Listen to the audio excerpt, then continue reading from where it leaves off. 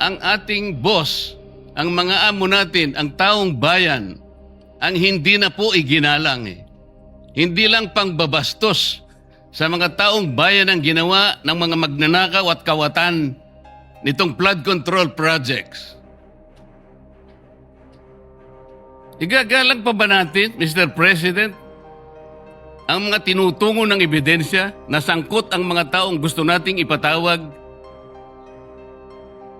in this chamber? Gagamitin pa po bang isang dahilan na kailangan nating maggalangan kung sila mismo ay hindi na iginalang ang taong bayan na ngayon ay halos nagdurusa na?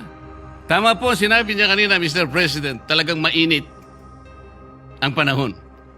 Ang heat index ay talagang sumadsad na talaga sa pinakamainit na bahagi. Ngunit ang lalong nagpapainit nito, Mr. President, ay yung kawalan ng political will na ipagpatuloy ang pagdinig. Kahit na lantaran na nandun na talaga yung mga ebidensya. Bakit po hindi tayo tumawag ng pagdinig, Mr. President? Inimbita si Governor Luis Chavez Singson. Sa pagkakalam ko sa mga accounts na nababasa ko, he was invited to appear on April 14.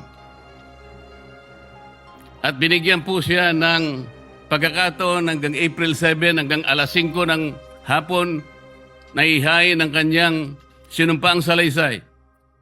Hanggang alas 5 ng hapon, Mr. President.